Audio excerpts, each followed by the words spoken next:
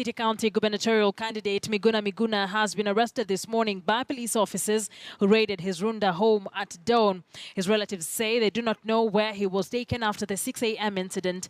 The glass on the main door to his house had been shattered by what relatives and his associates say are live bullets fired by the police. It is also reported that a blast was heard before gunshots were fired. Earlier on, I spoke to our reporter Francis Ontoma, who was at Miguna's home in Runda. Let's listen to that conversation.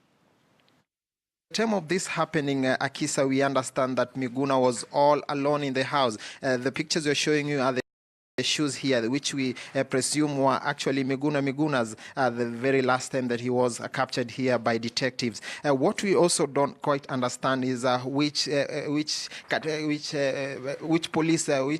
of police officers were here to make this particular capture. But we've been told here that they used some quite extraordinary sort of gunfires actually, so that they were able to bring down this door to get entry into this house. And as we speak right now, the relatives here and friends of Miguna asking where Miguna is, and that is the question that we are also trying to find out, especially from the Directorate of Criminal Investigations, to tell us really what has transpired. But as it stands right now, the police have dispersed the crowds that were building around Miguna's house. They've managed to push away supporters that had come here to see what has transpired. This entire thing actually happened in a span of some sort of 2 hours, actually, since 6 a.m.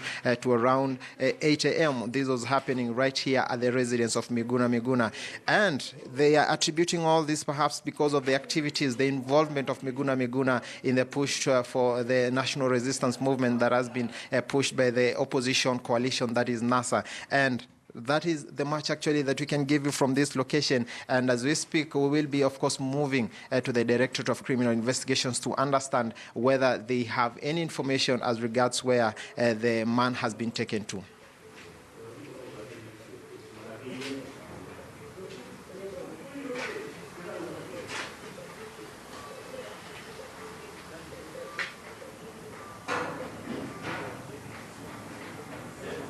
Not yet, Akisa. We are here. We are the only people that we met here as youth supporters who had come to piece up information to know what was happening. But I can show you pictures of what is happening at the gate, the main gate of Miguna. We are seeing security officers still manning the area, and these are part of the officers that we are told were involved in this mission right from 6 a.m. So they're trying to really do a lot of spot check on who is coming in, on who is coming out, to ensure that they guard this place. But no one has been seen here as far as high-profile political leaders are concerned. We've not seen any NASA leaders coming here to gather evidence to also know what happened here.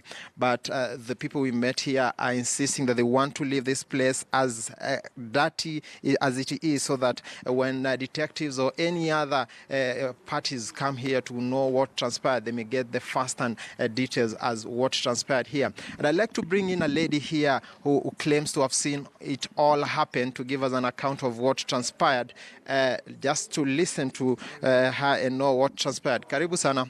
You say that you saw it all happening and you are actually been hurt here, all because of what happened. Just tell us what you know. Give us a blow-to-blow account of what you know.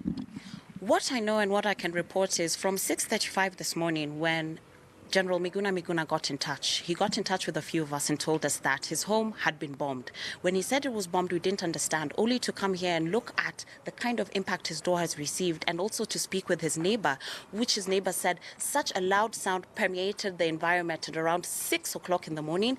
And that was what immediately prompted us and told us, let us all gather and come as youth and many people to support and make sure we free our general. So at 6:35, we proceeded to start getting here. We got here at 7 a.m. in the morning. When we got here at 7 a.m. in the morning, we were not allowed to any access into the gate. There were a few policemen, plainclothes policemen, who were in the gate. And next thing we knew, a few cars came, CID cars came. I would not even know what kind of special unit this was, as the kind of guns and the kind of artillery they were carrying was absolutely scary. As you can see, how I hurt my leg was because one of them pushed me, and I was trying to also get away as they were shooting live bullets and throwing tear gas. Now, immediately they started shooting the live bullets and throwing the tear gas. They entered through the gate. these 4 cars. We have the clips. We've shared them with you. Please show them to the entire world. The entire world must name and shame these people. We have their photos as well. And they came in.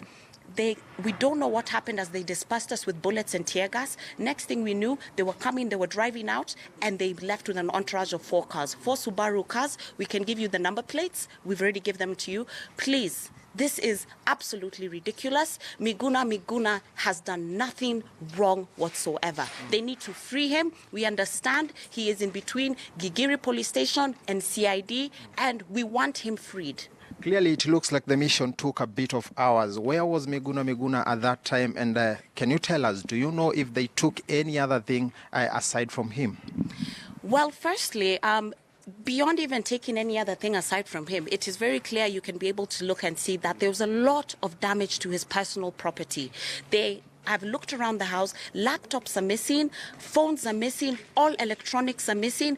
Going to his room, the door has completely been ransacked and broken into pieces. We've taken a look around. We are not sure if he is hurt or not, but what we want to tell all Kenyans who watched and saw what happened on the 30th of January, we are not going to coward. We are strong. We believe, and our president is Raila Amolo Odinga. You had some communication with Miguna all before everything happened. What was his fears? What was he telling you? Firstly, Miguna fears nothing. And I think that's what all Kenyans need to know. He did not fear at all. All he told us was, youth, come, stand strong, stand bold. He did not fear throughout the entire moment. In fact, 2 minutes even before we saw the cars leave, he was speaking and he was saying, these people are around my house. They are everywhere around the house, outside the house, inside the house, but he did not fear. And so for all NRM youth and all NRM comrades all around the country, do not fear. We will not be cowarded into fear. What is your name and your relationship to Miguna?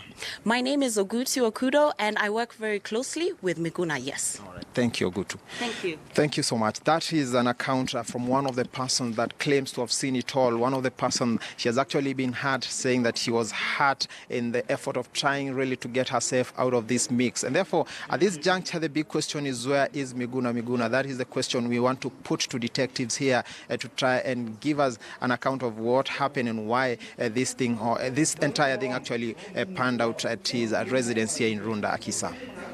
There was Francis Ontomo earlier on.